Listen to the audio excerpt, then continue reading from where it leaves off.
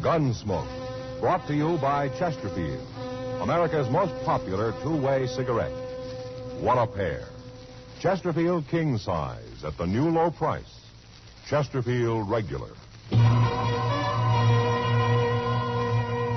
Around Dodge City and in the territory on West, there's just one way to handle the killers and the spoilers, and that's with a U.S. Marshal and the smell of Gunsmoke.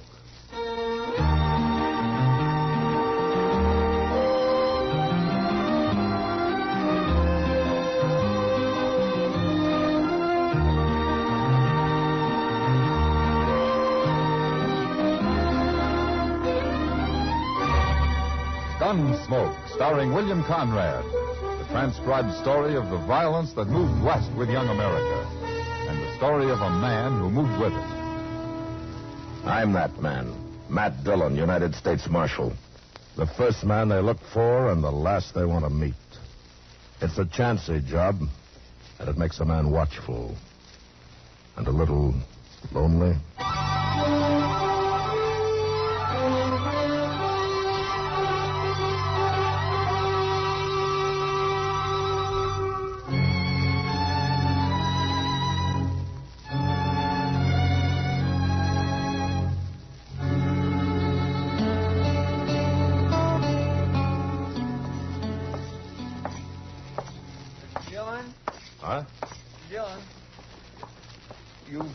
Headed for the depot? Oh, no, I'm not, Chester. I'm looking for a cup of coffee. Thought I'd go into Delmonico's here. You want to join me? Well, sure, I'd like to, but maybe I better go on down to the depot. Oh, what for? The mail. I never got there at noon. That's why I thought you was going now. Well, I don't care about the mail, Chester. Yeah, but come to think of it, you did start out at noon, didn't you? What happened? I got robbed. Got robbed? Yes, sir. Over at the Alfraganza. Oh, you've been gambling all afternoon, huh? Not all afternoon, Mr. Dillon. I watched the game for about an hour before I set in. Well, you should have gone on watching it. Oh, yes, you're right. Absolutely right. Cost me my last $10. But I thought sure I'd win this time. Oh, why? Because it was my last $10 for the month. I had to. Well, that's about as good a reason for winning as any, I guess. Yes, sir. You know, there's just too much month for my pay, Mr. Dillon. Anyway, I might have won if I hadn't got cheated. Oh, it's a crooked game? The fellow dealing was crooked, and I know he was. But I sure didn't want to start no argument with him. No, sir, not him. Well, why? Who was he? I don't know. Some stranger. Calls himself Sam Kircher. What? Sam Kircher. You know him? Oh, but I've heard of him. Who is he? He's a gunman, Chester. Oh, I recognize that. That's why I didn't make no fuss about his crooked dealing. Now, you were smart. Kircher's the kind of man who enjoys killing. He's got a big reputation for it out in Arizona. Well, what's he doing here, I wonder? I don't know, Chester. But let's go find out.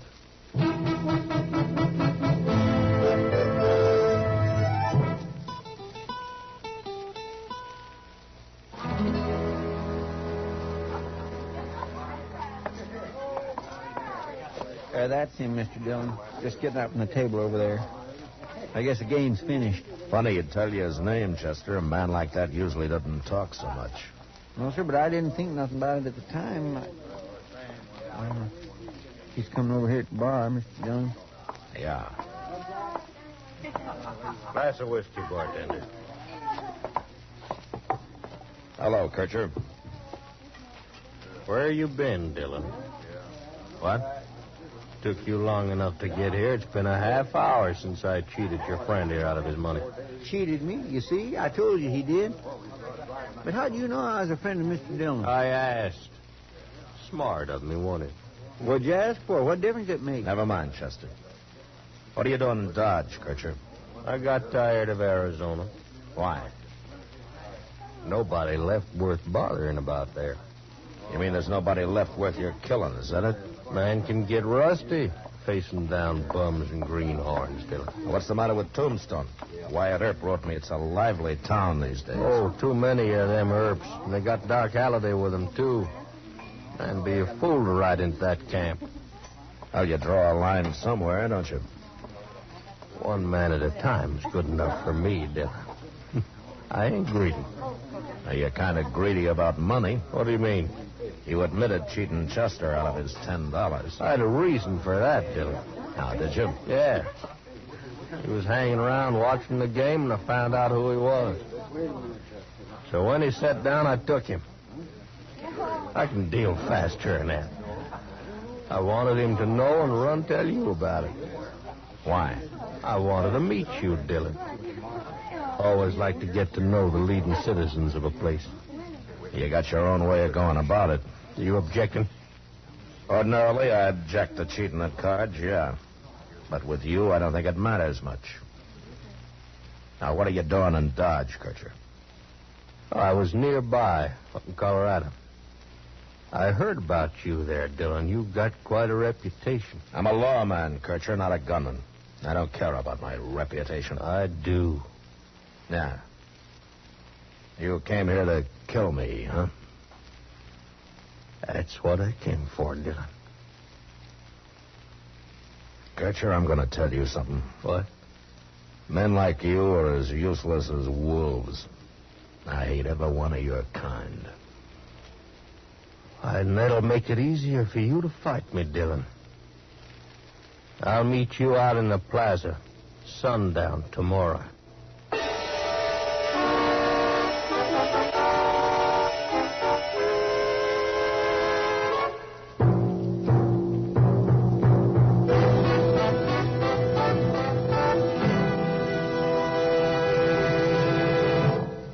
What a pair. What a buy. We're talking about king-size Chesterfield at the new low price.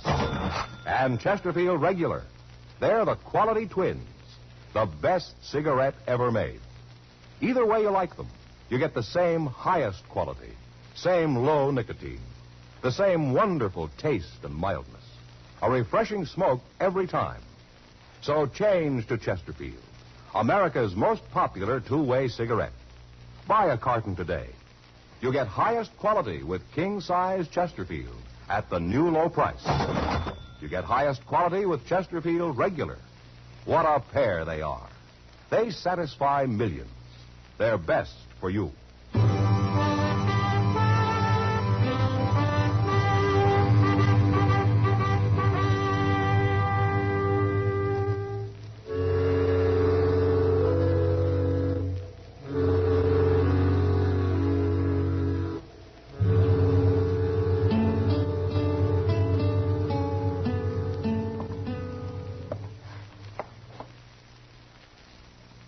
Dillon, Huh?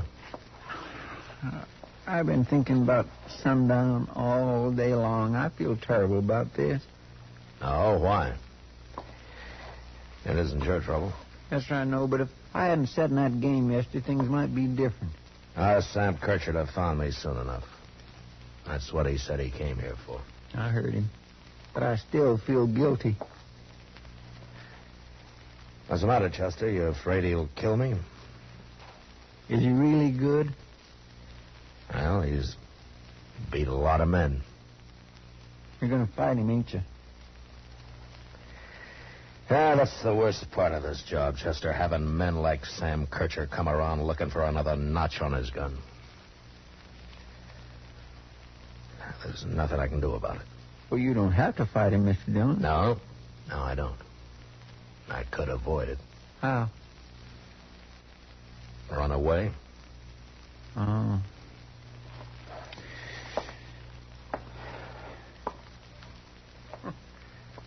Look out the window here, Mr. Dillon. The plaza's plumb deserted. Sure. Guess the word got around. Mr. Dillon, Yeah, what? he's coming. Sam Kircher. Walking across the plaza.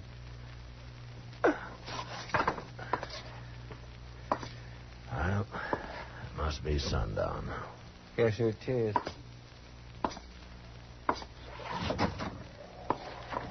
Don't come out the door, Chester, or you'll be behind me. I'm only going as far as the boardwalk. I won't. I'll stay right here.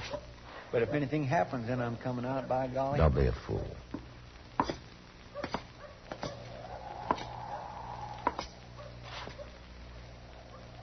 Come on out in the street, Dillon. What you standing there for?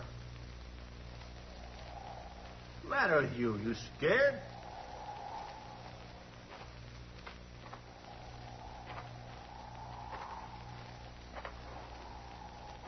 Why don't you come down here, Dillon? There's a lot of people hid out watching us. Been a long time since a marshal was killed in Dodge. I don't want to hear your talk, Kircher. Let's get this over with.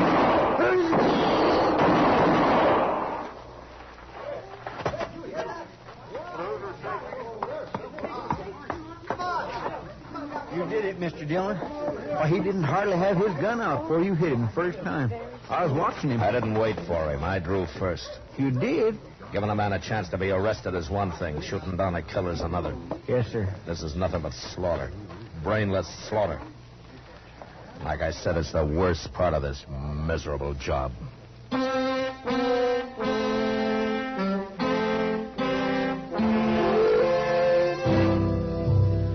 I guess it helped, ridding the country of a man like Sam Kircher.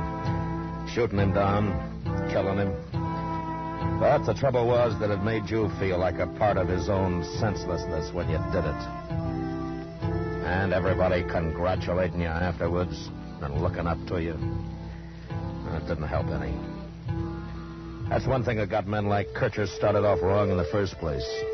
All the talk, all the admiration for gunfighters. Like with a kid I met at the Texas Trail one night a couple of months later. He was sitting with Kitty when I came in. Evening, Matt. Tom. Oh, thanks, Kitty. This is Marshal Dillon, Pete. I know. I've seen him. Pete, huh? Well, I never saw you around before, Pete. He rode in yesterday, Matt. His first time. Good thing, too. He's only 16. Yeah, that's young, especially for a town like Dodge. Where you from, Pete? On west of here. Oh, cowboy? I was. That's what I've been arguing with him about, Matt. He says he's through being a cowboy. Oh, is that so? Why? I got other things to do. Like what? I'm going to buy me a gun, Marshal. A gun? Sure. And I'm going to learn to use it, too. A man's no good without a gun. Oh? Pete, you start carrying a gun and you get handy with it and you'll grow up to be a U.S. Marshal or something. Oh, Kitty. I mean it. I never saw a man start using a gun yet that he didn't have to go on using it the rest of his life. However long that is. Tell me something, Pete. What, gave you this idea? What's wrong with it? Everybody carries a gun. Of course, everybody can't use them real good, but I'll learn. I'll get good. Good as you are, Marshal. Oh? Sure. Maybe even better. Who knows? That's what I mean. It all leads to nothing but getting killed. Who cares how good you are with a gun? There's always somebody better. She's right, Pete. Why don't you forget about this and go find yourself a job out in the country somewhere and go to work, huh? I'm going to have to, Marshal. I'm plumb broke right now. Oh, good. That's fine. You know anybody around here? Nope. Well, look, I'll tell you. Emmett Bowers is due in town tomorrow. He runs a big outfit, and he can always use an extra hand. You meet me in the lobby of the Dodge House tomorrow morning, and, well, we'll have a talk with him. Okay. I better be going now. I got to find me a place to sleep. Oh, Pete. Here's $1. You can pay me back later. No. No, I couldn't take it. No, thanks. Good night. Good night, Kitty. So long, Pete. Good night. He's got a lot of pride, that kid. Yeah. But it's mostly the wrong kind. Maybe. Well, he'll probably forget about this gunfighting business once he's back out in the country where he belongs. Well, I hope so. There are enough gunmen around already. Oh, Pete's all right. Don't worry about him. No, I won't, Kitty. Unless he comes back someday.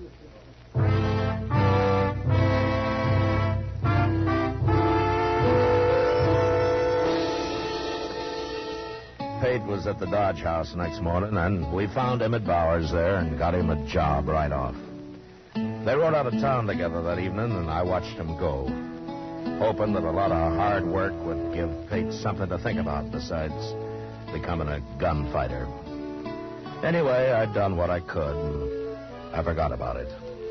Till a couple of months later, when I happened to go into Jonas General Store.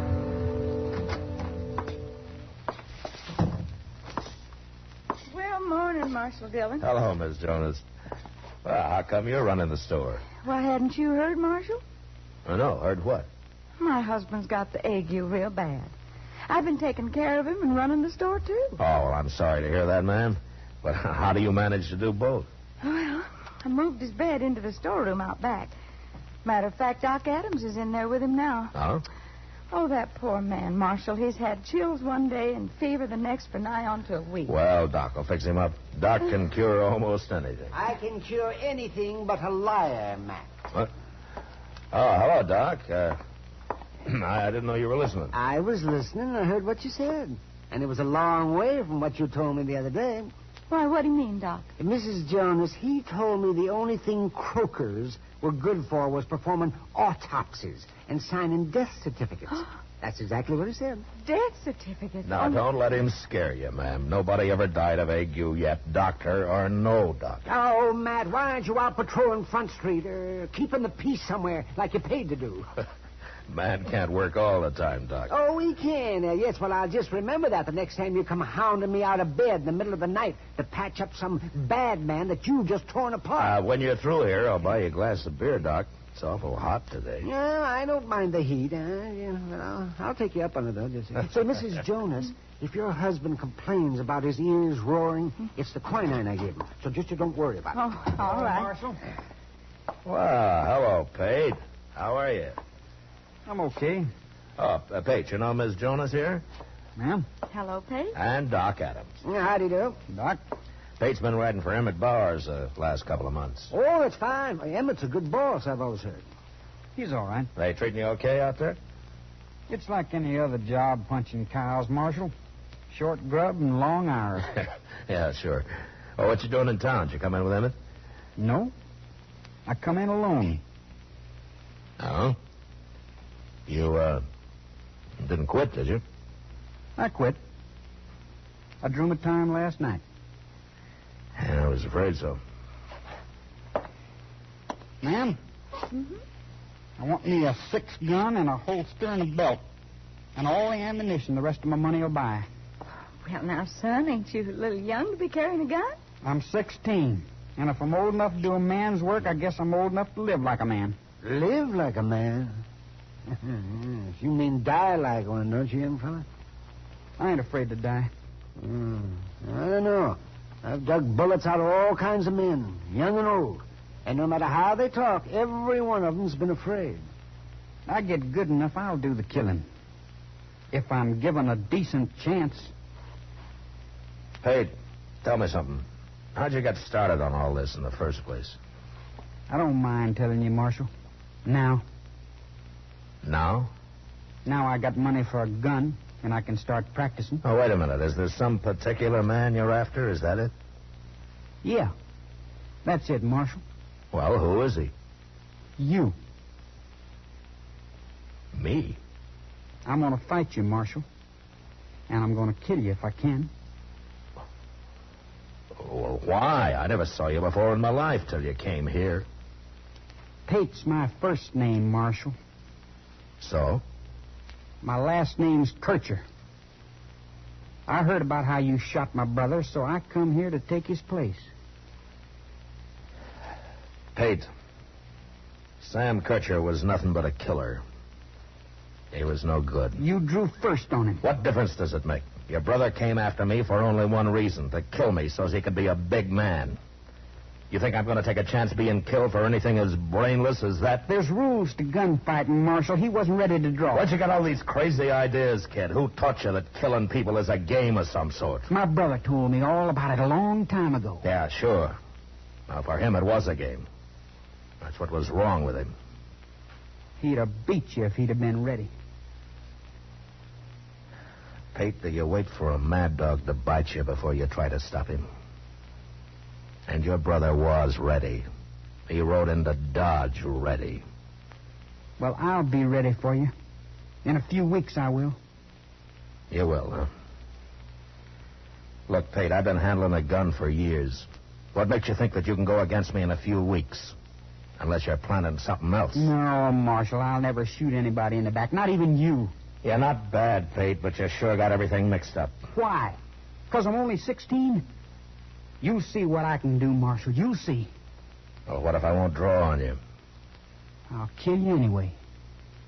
Like you say, what difference does it make? All right. If you're going to act like your brother, I'll treat you like your brother. And when you come gunning for me, I'll shoot you down as fast as I did him. So go ahead and practice. Practice all you like. But when you face me, I'll have 3 bullets in you before you clear your holster. I don't care how old you are.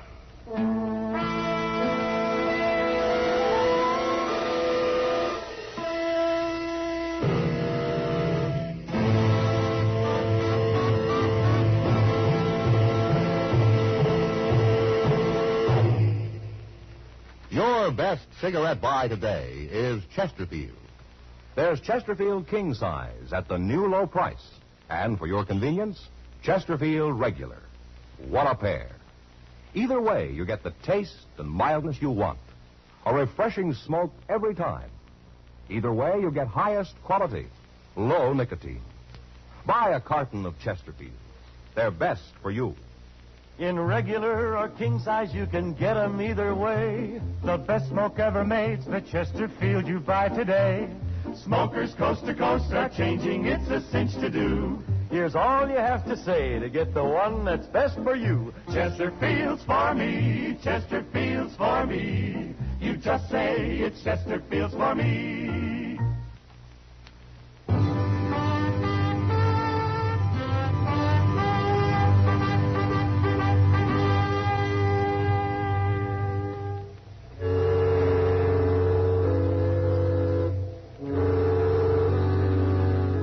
If I thought getting mad would scare some sense into Pate Kircher, I was wrong. He went ahead and bought his 6-gun. And every day he spent hours down by the Arkansas practicing with it. In a few years, that kind of concentration might have made him into a fair gunfighter. But as it turned out, he didn't get a few years. He didn't get more than about 10 days. And those 10 days got spent fast. One evening, I was sitting on the porch not far from the Texas Trail, watching the crowd push up and down Front Street.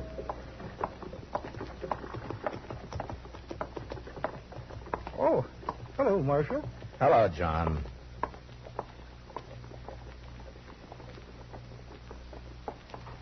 Matt. Oh, hello, Kitty. Matt, Chess is in the trail there, and he asked me to come find you. Well, why? What's the trouble? You know Jack Grining? Yeah, I know him. Well, he's at the bar in there, and he's making fun of young Pate. Chester isn't sure how much Pate's going to take from him. Now, Ryan's more than just a bully, Kitty. He's dangerous. Well, Chester tried to make him stop, but it didn't do any good, Matt. I hope Pate isn't fool enough to try to take him. Ryan will kill him, sure, if he does. I tried to tell him he shouldn't be wearing a gun, but you know Pate. He won't listen to anybody. Yeah. You better wait out here. I aim to. Leave the kid alone, Riding. He ain't bothering you none. Get out of the way, Chester. Everybody else, get out of the way, too. I'm giving you one more chance, Pate. You throw that gun away or you start using it. Go ahead and draw, Ryan. I ain't afraid of you. Okay.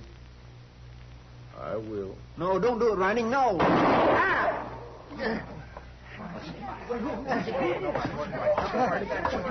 All right, shut up, everybody. My hand. Shut up. You busted my hand, Marshal. What'd you do that for? This ain't your fight.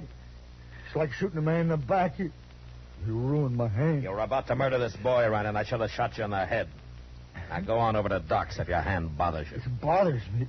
It smashed. Good. I wonder how many lives that's going to save. Now go on. Get out of here. I'm going. You ruined me. That's what you've done. We'll see about this. Oh, he'd have killed him, sure, Mr. Dillon. Pate never even got his gun out. Yeah, that's true. I didn't. I kind of froze. I don't know why. Pate, Jack Ryan's the same kind of man your brother was, always looking to kill somebody. And if you still think it's a game of some kind, go on wearing that gun. And when the time comes, I'll see you buried with it. But that's all I'll do for you. All right, come on, Chester, let's get out of here. Yes, sir.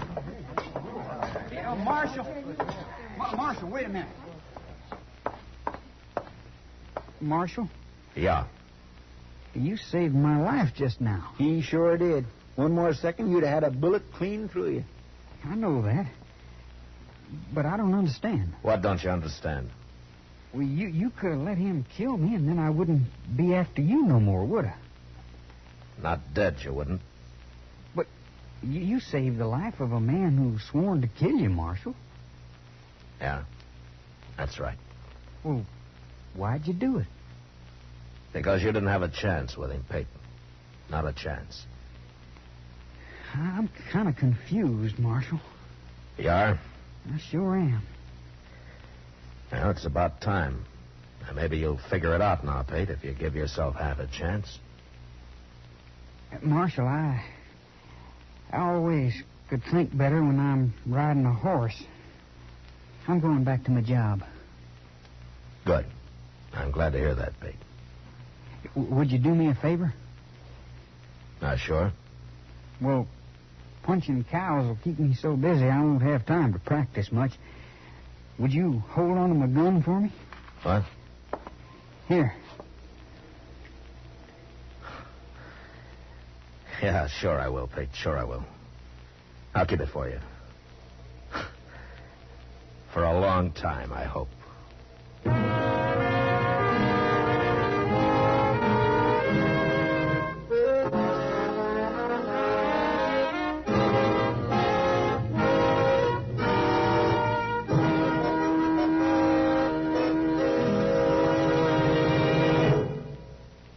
L&M goes king size. Yes, L&M goes king size. Now, L&M is king size as well as regular. Both have the same low price. Both have the miracle tip for the effective filtration you need. Yes, it's the filter that counts. And L&M has the best. You get much more flavor, much less nicotine, a light and mild smoke. Yes, this is it. L&M filters, just what the doctor ordered. Buy a carton, king size or regular, both at the same low price. L&M filters, America's highest quality and best filter tip cigarette.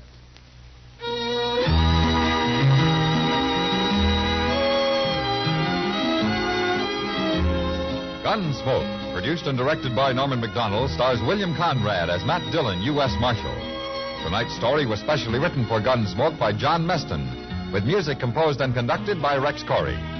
Featured in the cast were Sam Edwards, Lawrence Dobkin, Vivi Janis, and John Daner. Harley Bear is Chester, Howard McNear is Doc, and Georgia Ellis is Kitty. Join us again next week as Matt Dillon, U.S. Marshal, fights to bring law and order out of the wild violence of the West in Gunsmoke.